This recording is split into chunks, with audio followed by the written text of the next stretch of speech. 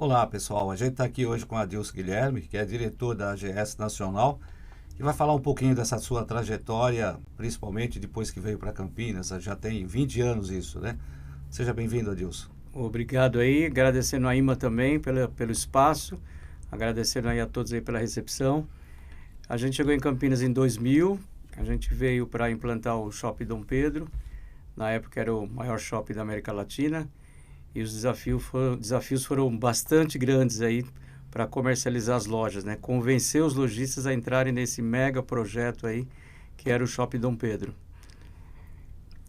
A gente começou em agosto de 2000, o shopping foi inaugurado em 2002, em março.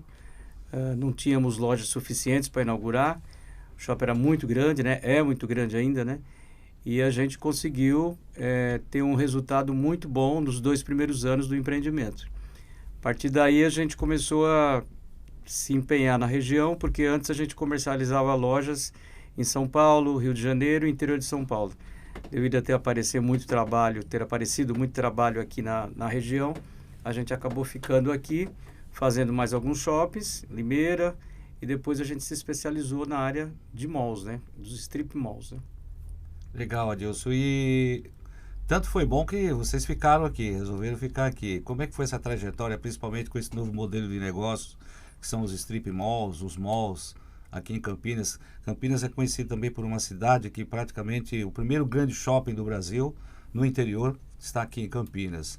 Os malls também, a grande quantidade de centros comerciais organizados também estão aqui em Campinas, né? E vocês fazem parte desse processo de implantação de varejo aqui desses equipamentos. Quando a gente saiu do Dom Pedro, a gente foi implantar um shopping em Limeira, que hoje é lá o Pátio Limeira. E ficamos quase 2 anos lá e fomos convidados a voltar para Campinas para trabalhar com malls, né? E a gente fez um modelo que até então a gente achava que era diferente, porque os malls são menores, tem um grupo de lojas menores, mas é um mix de bem específico, né? Então, se você coloca uma padaria, é uma só; se você coloca uma temaqueria, é uma só; um hortifruti, é um só. E a gente foi aprender que isso era mais difícil do que colocar um shopping, né? Que você pode variar bem a questão de mix de lojas. E aí a gente fez o primeiro mall, que foi o The Mall, que é próximo ao Dom Pedro. Nada diferente de nada, todo mundo com muita dúvida, porque como é que você lança um outro centro comercial perto do maior centro comercial? Mas a gente queria pegar o cliente que tem pouco tempo, quer entrar e sair logo, quer resolver em 20 minutos, né? E foi a partir daí, que isso foi 2006, a gente foi se especializar em malls, né? Então, nós nos tornamos, que até então era empresa comercializadora de espaços nos shoppings, né? A gente tinha essa expertise. A gente foi fazer os malls e aprender a gestão de malls, aprender a como se comunicar com esse cliente do mall, que ele é o mesmo que está no shopping, só que no trajeto dele para casa, ele prefere ora o mall, ora o shopping, por outros motivos. Ele está com pressa, ele quer entrar e sair rápido, né? Ele tem uma operação lá que ele gosta, que é um hortifruti que é muito bom. Então, se ele vai comprar frutas, ele não quer entrar no shopping para ir comprar R$ 100 de frutas. Ele tem uma distância menor para percorrer. E isso a gente foi entender esse cliente, né? É o mesmo cliente numa hora diferente, né? Na realidade, a gente não está concorrendo com os shoppings, né? E a partir daí a gente se especializou em entender com custo menor, porque você tem um custo bem menor com o shopping, tanto para o lojista quanto para o empreendedor que vai implantar o shopping, o lojista. Os custos são bem menores. E a própria gestão também é menor. Então, você tem que ter muita criatividade, né, para poder fazer o marketing disso.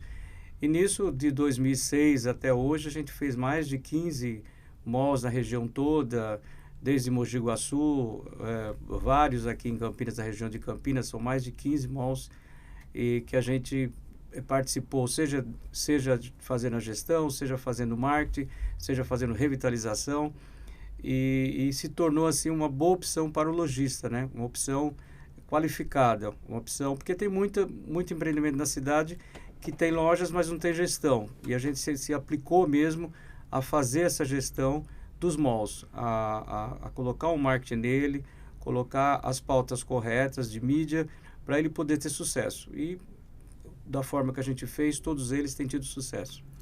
O Adilson, para o nosso consumidor, o nosso cliente que está nos vendo e nos ouvindo aí, o que você caracteriza como o principal diferencial entre uma galeria, um centro comercial tradicional, que não tem pesquisa, e um strip mall, por exemplo, né? A gente sabe que esse conceito vem dos Estados Unidos, que já existe há muito tempo.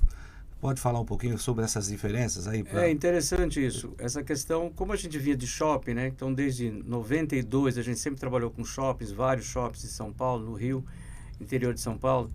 E quando veio esse desafio de trabalhar com malls, a gente partiu para fazer mais ou menos o que era um shopping no mall, uma gestão enxuta, mas tendo os mesmos pilares que o shopping, né? Trabalhar muito marketing, trabalhar com aluguel percentual das lojas, dar carência no início para essas lojas, para eles confiarem no trabalho da gente.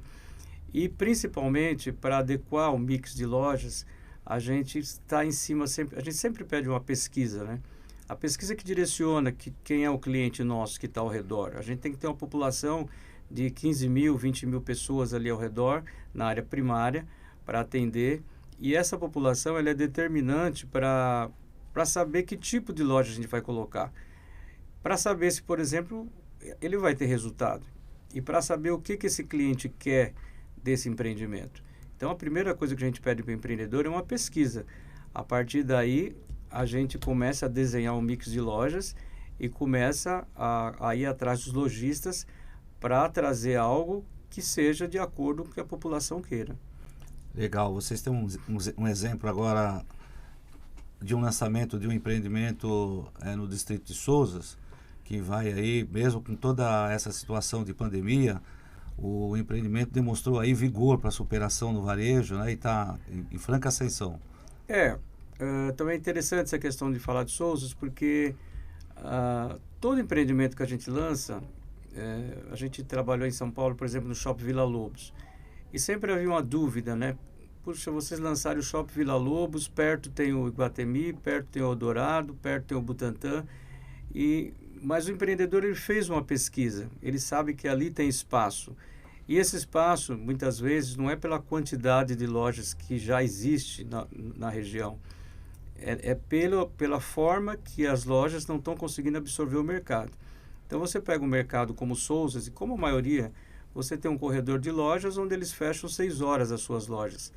E nessa hora as pessoas estão voltando para casa. É nessa hora que ele precisa entrar no açougue, é nessa hora que ele precisa entrar no hortifruti, ele precisa comprar seu vinho, seu queijo. E é isso que a gente aprendeu. Então, para você ter ideia, das 4h30, 5 horas até as 7, esse horário entra os 70% do público todo do mall. E por quê? Porque é a volta para casa, é a hora que ele vai abastecer. E é a hora que você consegue fazer eventos, trazê-lo, mostrar as características do mall. É essa hora que a gente fala que o show, a festa tem que estar muito bem arrumada, né? Não que não tenha que ficar no dia inteiro, mas é aquela hora que é o nosso crivo ali, né? De qualidade, com a segurança, com a equipe da segurança, com a equipe da limpeza.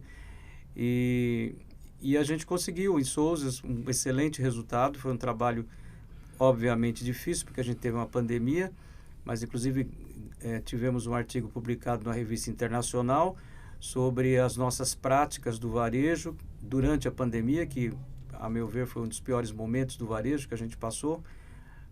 Pelos meus 60 anos, a gente tem o plano Collor, né, que tinha feito aquele estrago da economia. E tinha sido uma coisa bem difícil, né? Mas a pandemia era algo que o lojista queria ir embora, ele queria fechar, ele não sabia, ninguém tinha notícia de quando essa vacina ia aparecer. E assim, muitas dúvidas de uma série de lados, né? O que vai acontecer? E a gente conseguiu manter o empreendimento de pé, conseguimos assim, muito árduo trabalho de ler todo o diário oficial para saber o que o governo estava colocando. Então, hora tira a mesa, hora coloca a mesa, hora abre mais cedo, hora abre mais tarde. Essa operação pode abrir, essa não pode. Porque nós éramos serviço essencial, a gente poderia abrir o empreendimento, mas era muito restrito os horários, né? E a gente aprendeu a trabalhar nisso numa coisa que, muito mesmo, que é o e-commerce. A gente aprendeu a trabalhar muito e-commerce, muito delivery, e com cada lojista desse empreendimento, a gente teve junto o tempo inteiro, encorajando ele, para ele entender que ele poderia vender. E tinha uma coisa que eu sempre falava, Guilherme, todos os dias quase para o meu lojista. Eu falava para ele, olha, nunca teve tanta gente ao redor do nosso empreendimento. Eles falaram, por quê? Eu falei, porque de manhã eles vão trabalhar e agora eles estão em casa.